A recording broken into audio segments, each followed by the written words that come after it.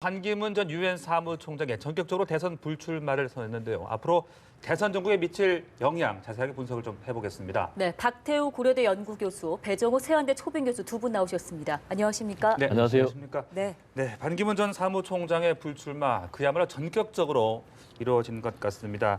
어떻게 좀 교수님은 예상을 좀 하셨는지 이렇게 갑작스럽게 불출마한 이유 어떻게 보고 계십니까? 저도 이제 외모 관료 생활을 좀 했습니다만 외모 관료들 특성상 이 한국 정치의 그런 거센 태풍과 진흙탕 같은 그런 어떤 정치의 불확실성 속에서 과연 생존이 가능할까? 평생을 외모 관료로 살았다는 것은 투명성과 예측성 그리고 깨끗함, 공정함 이런 거를 신봉하고 살았는데 네. 과연 한국 정치를 이끌 수 있을까 이런 의구심이 있었어요. 어제까지만 해도 개헌협의체 기자회견을 하면서 반드시 완주하겠다는 의지를 보였는데 갑자기 하루 만에 이렇게 그러니까 내가 걱정했던 것이 하루 만에 이렇게 현실로 오는구나 네. 이런 생각이 들었고요. 그리고 국민들이 사실은 반기문 사무총장을 통해 가지고 그분이 좋은 것도 있습니다만 대한민국 정치의 낙후성을 좀 극복해 보겠다는 그런 희망이 있었어요. 그래서 정치 교체라는 그런 화두도 좋았고 국민 통합이라는 그런 화두도 좋았어요. 그런데 오늘날 갑자기 태풍이 미풍이 되더니 국민들의 지금 희망도 일정 부분 사라져 버렸어요. 이걸 누가 지금 대체제를 만들어 가지고 내일부터 새로운 후보로 지금 반기문 씨를 대체하는 분이 나올지 이런 걸 좀 고민해 봐야 될 것 같습니다. 네. 일단 지지층이 지금 어떻게 변할지가 관심인데요. 좀 세부적으로 후보들에게 미칠 영향 조금 이따가 살펴보고요. 전반적으로 대선 구도 어떻게 변화가 있을 것으로 보이시는지요? 네, 이제 대선 구도는 그동안에는 이제 반기문 유엔 사무총장하고 전 사무총장하고 문재인 전 대표 양강 구도였지 않습니까? 근데 당장 이제 구도가 문재인 전 대표 일강 구도로 바뀌는 그런 현상이 됐고요. 근데 이제 지금 반기문 전 유엔 사무총장의 낙마와 관련해서 도대체 왜 그러면 낙마를 했느냐에 대해서 우리가 좀 더 살펴봐야 될 것 같아요. 일단 본인이 밝힌 중도 포기 이유는 크게 세 가지입니다. 개인, 가족, 그리고 유엔의 명예를 얘기했고요. 그리고 두 번째는 또 인격 살해에 가까운 음해. 네. 그리고 또 세 번째는 기성 정치, 또 그리고 기성 정치인에 대한 실망, 이렇게 세 가지를 얘기를 했거든요. 근데 제가 분석할 때는 역시 이 지지율 하락 때문이 아닌가. 그게 결정적인 중도 포기 이유라고 생각합니다. 네. 이제 과거에 탄핵 정국에 들어가기 전까지만 해도 25%로 선두를 달렸지 않습니까? 네. 근데 지금 최근에는 설 연휴 지나가지고 13%대까지 떨어져 버렸거든요. 그래서 이게 가장 컸고, 그다음에 두 번째 이유를 짚자면은 역시 새 형성에 실패를 했다. 정치는 새거든요. 새가 있어야 되거든요. 근데 새가 있어야지 지지율이 상승이 되고 또 지지율이 있어야지 새가 형성이 되는데 이게 악순환되면서 결국은 포기하지 않았는가. 그리고 왜 그러면 지지율이 하락이 됐고 왜 새가 형성이 되지 않았냐. 결국 본인이 전략적인 실패였다.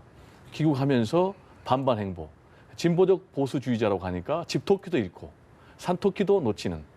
그러니까 진보도 놓치고 보수도 놓치는 그런 부분. 그러나 이제 무엇보다도 가장 중요한 것은 본인이 도대체 왜 정치를 해야 되는지 그런 확실한 신념이 좀 부족하지 않았는가. 그리고 앞으로 국가를 끌고 가겠다는 그 방향에 대한 비전, 그리고 정책 제시가 좀 부족하지 않았나. 네. 따라서 우리가 이제 앞으로 대통령을 선택할 때, 투표할 때 반드시 고려해야 될 것이 두 가지랍니다. 하나는 당신은 왜 대통령을 하려고 하는가. 그리고 대통령이 되면 무엇을 할 것인가.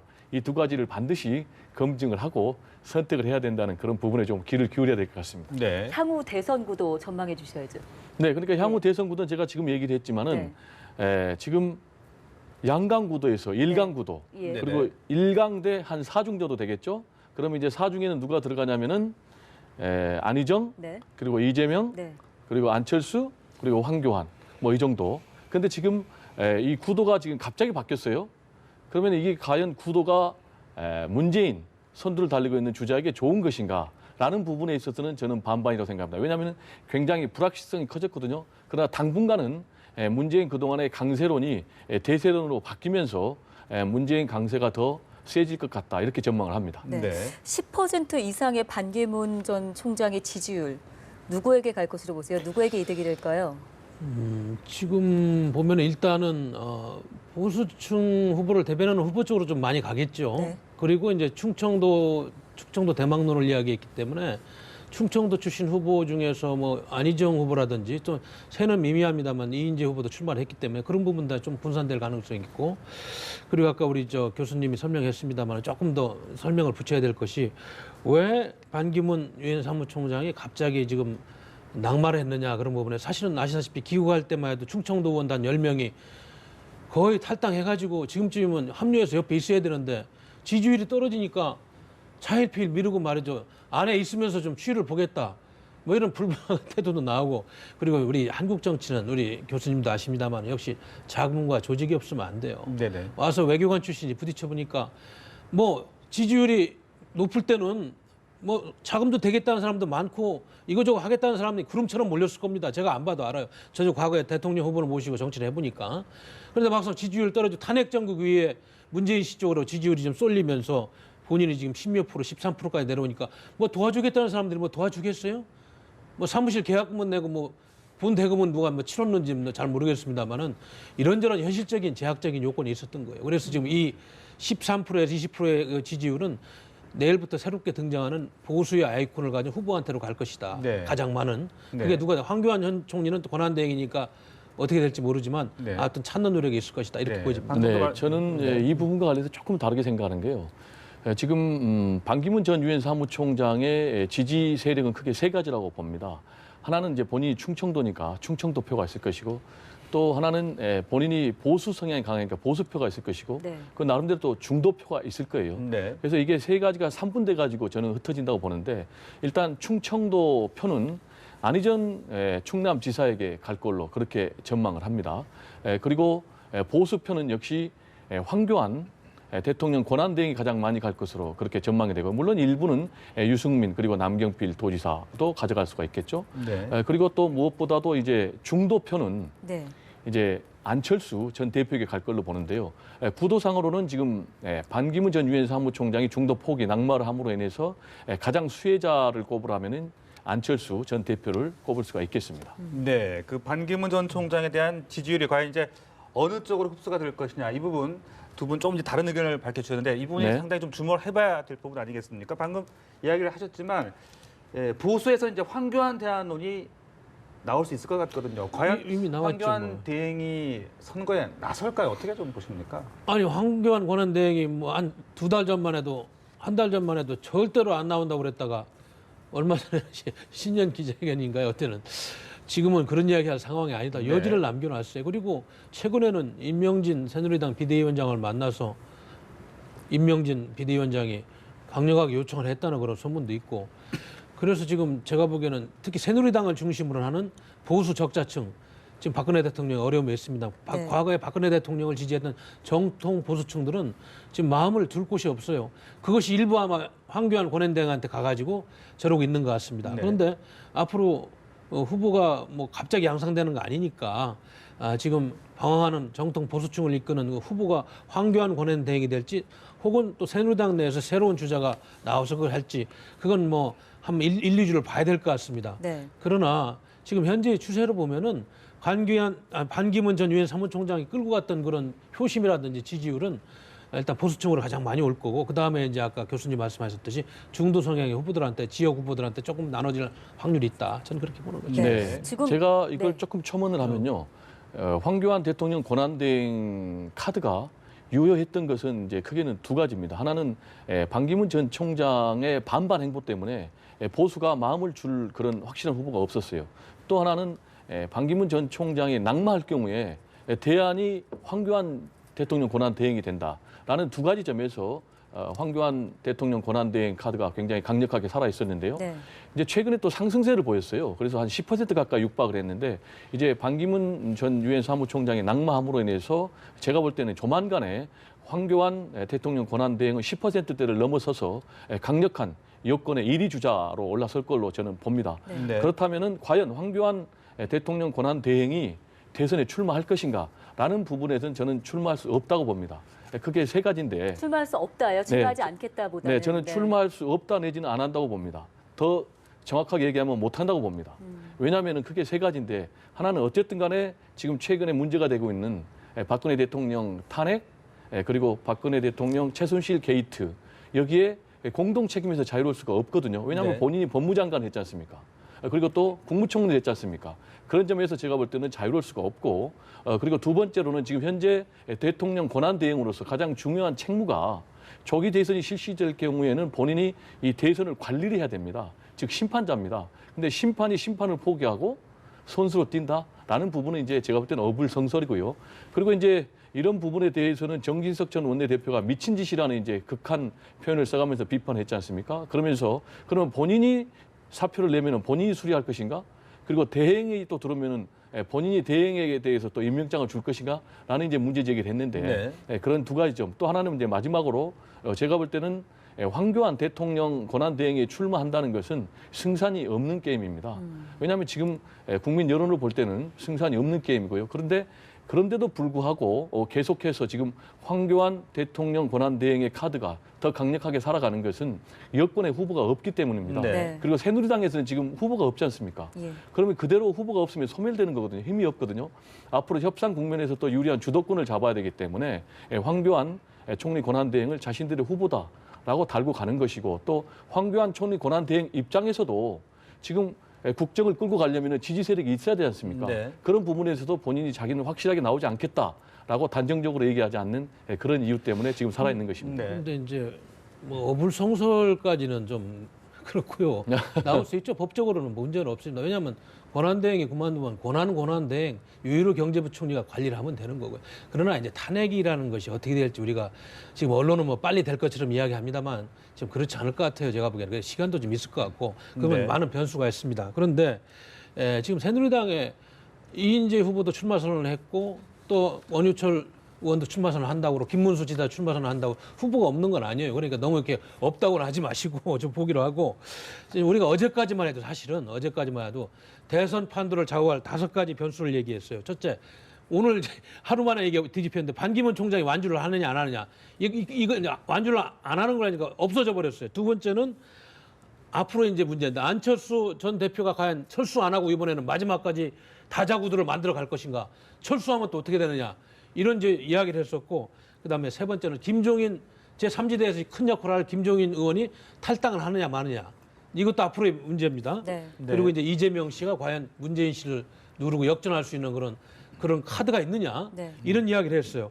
그리고 아까 우리 교수님 말씀하셨듯이 황교안 권한대행이 과연 출마가 현실화되느냐. 이 5가지 변수를 가지고 어제까지 우리가 이야기를 했는데 오늘 하루도 안 지나가지고 한 가지 카드는 없어져 버렸어요. 그래서 우리가 앞으로는 좀 4가지 변수를 가지고 토론을 해보는 게 좋겠습니다. 네네. 황 권한대행 출마 여부가 최대 이제 범여권에서 후보 결정의 최대 변수가 될 것으로 보이는데요. 이 보수 정당 다른 후보에게 옮겨갈 가능성, 예를 들어 유승민 의원에게 옮겨갈 것이다, 한계가 있다. 뭐 전망은 엇갈리던데 어떻게 전망하세요? 네, 제가 아까 말씀 이미 드렸지만은 네. 반기문 전 총장을 지지했던 보수표는 대부분 황교안 총리에게 대통령 권한 대행에 갈 거라고 보고요. 네. 그렇지만 지금 유승민 주자도 굉장히 강력한 범여권의 후보로 지금 떠오르고 있지 않습니까? 그리고 본인이 또 자기는 보수의 단일 후보가 되겠다라고 얘기하고 있기 때문에 그쪽으로 좀 들어갈 수도 있을 것 같고요.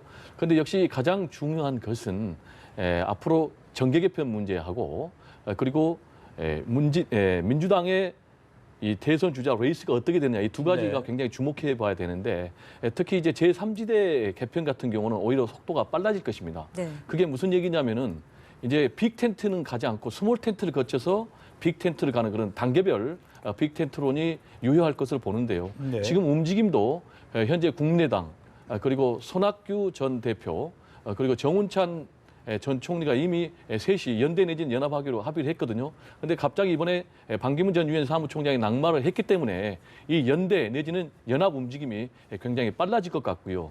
그리고 지금 민주당 레이스도 굉장히 주목을 해봐야 되는데 최근에 지금 안희정 충남지사 같은 경우 굉장히 상승세를 가가지고 9%대 가가지고 지금 이재명 지사하고 1%포인트밖에 차이가 나지 않거든요. 근데 이번에 반기문 전 유엔 사무총장의 낙마로 인해서 제가 볼 때는 민주당의 2위가 바뀔 것으로 봅니다. 네. 민주당의 2위가 이재명 제끼고 안희정 충남지사가 2위로 올라서면 네. 이제 제가 볼 때는 민주당의 대선 레이스도 새로운 국면에 들어갈 가능성이 매우 높다 이렇게 봅니다. 네. 그 민주당 그 두 명의 그 지지율이 바뀔 수 있다 이런 네. 말씀까지 해주셨는데 이 반 전 총장의 지지율을 빈틈을 타서 네. 이제 민주당 후위 주자들은 역전의 발판 또 나가서 문재인 전 대표까지 역전할 수 있는 그런 발판을 만들 수 있지 않을까 이런 분석들도 하는 분들이 계시더라고요. 저는 더불어민주당 내에서 경선은 이미 고착화됐다. 더 이상의 변화는 없다고 봅니다. 우리가 작년 총선 전에 그 전에 지방선거인가 그다음에 보궐선거 책임론을 놓고 그렇게 이야기하고 개혁을 이야기했습니다만은 결국은 바뀌지 않고 문재인 대표는 관뒀습니다만 그 주변 세력들이 장을 장악하고 있는 거예요. 네. 그래서 김종인 씨가 거기 들어가 비대위원장 역할을 해서 총선에서 어느 정도 역할을 했습니다만 결국은 그 체제의 벽을 못 뚫고 김종인 체제가 탈당을 하느냐 마느냐 물과 기름이 돼 있는 상황이에요. 그런 체제에서 다른 후보들이 그 구도를 어떻게 깨고 문재인 후보를 이긴다는 얘기입니까? 친문 패권주의를 이길 후보는 없다. 우리가 그거는 분명히 인식을 해야 될 것 같아요. 그 대신 뭐 2등, 3등은 바뀔 수가 있어요. 그 말씀하셨듯이. 네. 이재명 성남시장하고 안희정 충남지사가 바뀔 확률이 있는 거죠. 그러나 저는 문재인 대세론을 더불어민주당 내에서 깰 후보가 과연 있겠냐. 그 친문 패권주의 구도를 깰 후보는 없을 것이다. 만약에 그런 가능성이 있었다면 김종인 의원이 제3지대에서 탈당을 해가지고 빅텐트론을 하려고 지금 사람 만나고 다니고 그럴 일이 없는 겁니다. 그 부분 우리가 현실적으로 좀 봐야 될 것 같습니다. 네, 제가 교수님 생각하고 같으면서도 약간 다른 부분이 있습니다. 지금 말씀하신 대로 문재인 후보는 거의 상수라고 보면 됩니다. 왜냐하면 지금 민주당의 국회의원이 121명인데 친문 국회의원이 대략 한 80명 정도 되거든요. 거기다가 플러스 지금 민주당의 대선 경선 룰을 보면은 모바일 투표가 들어가 있는데 지금 문재인 주자 같은 경우는 한 10만에서 한 20만에 이르는 강력한 모바일 군단을 갖고 있거든요. 그런 점에서 문재인 주자는 거의 상수다라는 교수님의 말씀은 저도 동의를 합니다. 그런데 앞으로 만약에 박근혜 대통령의 탄핵이 인용이 되거나 또 인용이 된다 하더라도 만약에 3월 13일 이전이 않고 길어질 경우에는 굉장히 큰 변수가 생깁니다. 네. 여기에 맞물려 가지고 지금 제가 제 3지대 정계 개편 얘기를 했는데 네. 지금 이미 가시화되고 있어요. 국민의당 안철수 그리고 손학규 정운찬 여기에다가 김종인 전 대표가 탈당을 할 경우에 그래가지고 결합할 경우에는 굉장히 판 자체가 크게 출렁입니다. 네. 그리고 지금 아까도 제가 말씀드렸지만은 안희정 충남지사 같은 경우는 지금 굉장히 중도층으로 외연을 확장하고 있거든요. 그러면 충청 대망론이 살아있는 상황에서 반기문 전 유엔 사무총장이 낭만 상황에서 충청표를 갖고 2위로 올라서고 중도표도 갖고 만약에 그게 퍼센테이지가 15%를 넘어서면서 아까 말씀드린 그런 정계 개편 그리고 또 탄핵 문제와 맞물려서 굉장히 폭발력이 강한 그런 정치 상황이 되면 새로운 변수가 생길 수 네. 있다. 이렇게 말씀드릴 수가 빅텐트론이 있겠습니다. 주춤해지는 것이 아니라 오히려 더 탄력을 받을 것이다. 지금 그런 말씀이신 거죠? 저는 이제 스몰 텐트를 거쳐서 네. 빅 텐트로 가는 그런 정계 개편은 굉장히 교수님 탄력을 생각해 받는다. 보십시오. 이렇게 예. 봅니다. 그런데 이제 빅텐트는 없어졌습니다만은 저는 이제 중텐트라고 표현하고 싶어요. 이제 새누리당과 보수층을 제외한 중도하고 중도 좌쪽의 진보 쪽을 보면은 물론 안희정 충남지사도 확률이 있습니다만 오히려 안철수 씨가 부상해가지고 문재인 씨하고 강대 중구도를 형성하면서 이렇게 좀 재편될 확률이 많이 있어요. 물론 더불어민주당 밖에 있습니다. 국민의당이 언제든지 더불어민주당하고 합칠 확률이 있는 당이 아니에요. 물론 호남 민심을 대변하고 있습니다만 그렇게 보면은 현재 빅텐 토론에서 조금 빠진 중텐 토론 아까 말씀하신 손학규, 정운찬, 국민의당 박지원, 안철수 이런 분들이 급격하게 민심을 얻으면서 문재인 씨하고 대항마를 형성할 수 있는 가능성은 충분히 있습니다. 그러나 네. 당내에서 안희정 씨나 이재명 씨가 문재인 씨를 추격한다는 거는 조금 어려워 보인다는 생각이 드네요. 제가 볼 때는 교수님이 약간 지금 말씀을 아마 잘못하신 건지 이해를 잘못하신 건지 지금 스몰 텐트를 거쳐서 빅 텐트로 간다는 것은 지금 더불어민주당하고 국민의당하고 합친다는 게 아니고 아까 말씀드린 대로 안철수 국민의당 그리고 손학규 정운찬 이렇게 일단 스몰 텐트를 거치면 네. 저쪽에서 지금 바른신당의 누구 후보가 나오지 않겠습니까? 그럼 바른신당하고 바른정당. 네, 바른정당하고 이 두 개의 세력이 또 합쳐서 후보 단일화 내지는 또 연대 연합이 가능하기 때문에 그렇게 되면 판 자체가 완전히 바뀌는 거죠. 그리고 아까 말씀드린 대로 김종인 전 대표를 비롯해서 비문계 일부 의원이 또 탈당해서 이탈해서 여기에 합류를 하게 되면은 그러면은 과연 친문 세력들만으로 이번 대선을 이길 수 있겠는가? 문제는 너무 확장성이 떨어진다는 그런 일반적인 평가가 있지 않습니까? 그럴 경우에는 아까 그런 여러 가지 요인하고 맞물려서 안희정이 새로운 카드로 새로운 변수로 떠오를 수 있다는 얘기지 지금 현재 문재인 대세론이 없다. 문재인 대세론 지금 당장 뛰어넘을 수 있다 이런 얘기는 아니죠. 근데 이제 저는 이번 대선 구도를 반기문 유엔 총장이 낙마하면서 3자 구도로 갈 확률이 많아졌다. 왜냐? 지금 바른정당은 결국은 새누리당의 분파입니다. 반기문 씨를 영입을 못하는 순간에 바른정당의 생명력은 거의 없어졌어요. 그래서 지금은 뭐 독자적으로 후보를 내서 갈 수 있고 유승민 후보가 뭐 보수권 단일 후보를 이야기하고 있습니다만 결국 대선 한 달 전에는 합쳐질 확률이 많은 거예요. 저 보수당, 새누리당하고 바른 장명도 바꾸고 지금 하고 있습니다. 새누리당도 바른정당이 반기문 씨를 영입 못하는 순간 바른정당의 미래는 상당히 어두워요. 유승민 씨가 그런 동력을 얼마나 만들겠어요. 그래서 저는 이번 대선은 제가 보기에는 반기문 씨가 오늘 낙마하면서 3자 구도로 확률이 많아졌어요. 아까 말씀하신 안철수, 김종인, 정운찬, 손학규가 이끄는 다른 한 그룹, 그게 중텐트가 될지 스몰텐트가 될지 모르겠어요. 그리고 네. 더불어민주당 내 한 그룹, 그리고 바른정당, 새누리당 보수 그룹 이렇게 갈 확률이 다분히 많아졌다. 저는 그렇게 분석을 하는 겁니다. 네. 반 전 총장 불출마 선언 이후에 이 부분도 주목해봐야 되는 게 오전까지만 해도 대선 전 개헌 주장하지 않았습니까? 새누리당에서 오늘 분권형 개헌, 대선 전 분권형 개헌을 당론으로 채택했잖아요. 반 전 총장의 이제 그 주장과 같은 맥락을 해온 건데 어떻게 보세요? 이거 좀 개헌론 현실성 있을까요? 결국 이제 현재 개헌론이 나선 이유는 결국은 문재인 대 반문재인 구도로 가자는 겁니다. 네. 그리고 문재인 대 반문재인 구도로 가는데 그러면 반문재인, 비문재인 세력을 결합하는 그런 강력한 도구, 수단이 이제 개헌이기 때문에 그렇습니다. 그래서 제가 이제 계속 변수를 얘기하는 게 지금 불확실성이 커졌기 때문에 문재인 대세론이 굉장히 확장이 되지만 또 불확실성이 커졌기 때문에 이리 주자는 굉장히 불안한 요소가 생기는 겁니다. 그게 이제 하나가 개헌인데 개헌론만 얘기하는 게 아니고 지금 임기 단축론을 얘기를 할 수가 있거든요.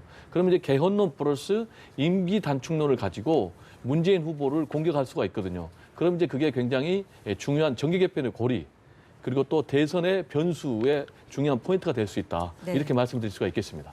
친문 세력들은 개헌을 대선 이후에 하는 걸 원하고 또 임기 단축을 전제로 한 개헌은 좀 반대하고 있습니다. 그런데 반기문 총장이 어제 임기 단축을 전제로 한 개헌을 화두를 띄웠고 낙마했습니다만 아마 다른 분들이 그걸 이어갈 겁니다. 왜냐하면 그렇게 해야지 합종 연행이 되기 때문에 좀 지켜볼 변수 중에 하나라고 봅니다. 네, 알겠습니다. 지금까지 반기문 전 총장의 대선 불출마 그리고 정부에 미칠 파장까지 자세하게 짚어봤습니다. 두 분 말씀 고맙습니다. 고맙습니다.